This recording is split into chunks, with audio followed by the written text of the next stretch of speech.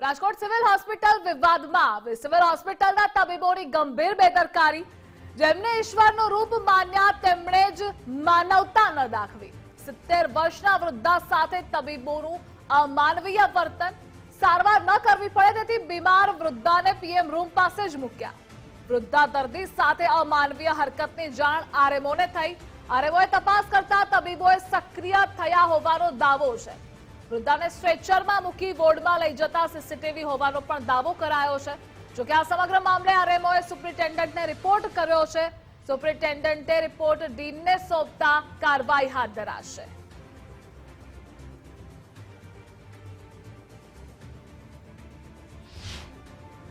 Rajkot civil હોસ્પિટલના સ્ટાફના એક જ હોસ્પિટલના જે કર્મચારીઓ છે તેના બે અલગ અલગ રૂપ જોવા મળ્યા છે.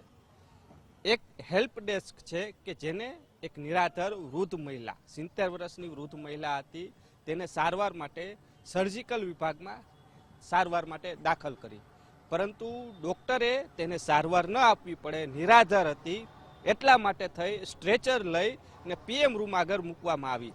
આ ઘટના સામે આવી હતી. જ્યારે જે હેલ્પ ડેસ્ક છે તે બીજી વાર તપાસ અર્થે પહોંચ્યું અને જોયું તો ત્યાં મહિલા નથી, અને ત્યારબાદ હેલ્પ ડેસ્કના જે કર્મચારીઓ છે તેણે અધિકારીને વાત કરી અને ત્યારબાદ સીસીટીવી આખી ચકાસણી કરવામાં આવી અને તેમાં ખબર પડી કે મહિલા છે તેને લઈ સ્ટ્રેચર ઉપર લઈ અને એક રેસિડેન્સ ડોક્ટર છે તે લઈ જતા હોય તેવી નજરે વિગત આવી.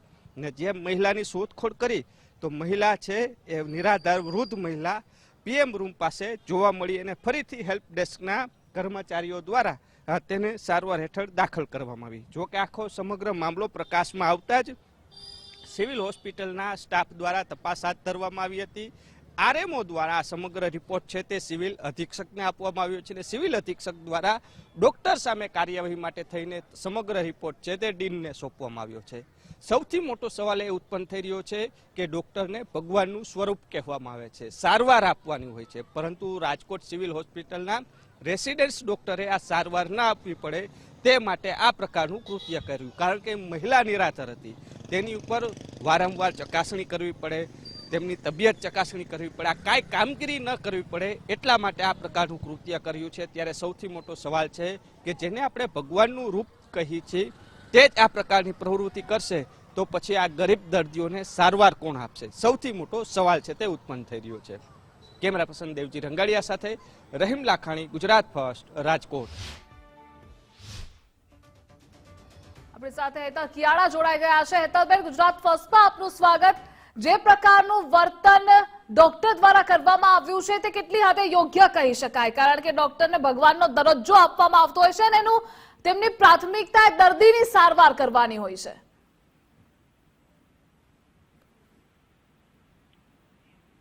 જી હેતલબેન. હેલો. જી સર.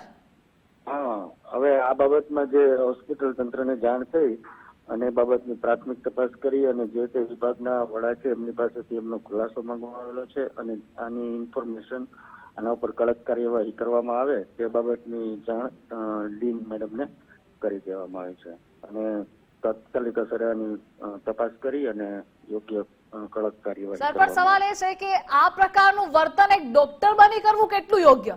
આપ કડક કાર્યવાહી કરશો, આપ ખુલાસો માંગશો, એ બધું તો થવાનું જ છે. હા હા, તો બસ જે કાર્યવાહી કરવામાં આવશે એ આગળ બધા આપને જાણ કરવામાં આવશે. યોગ્ય તો ના જ કહેવાય. જી, જોડાવા બદલ આપનો આભાર.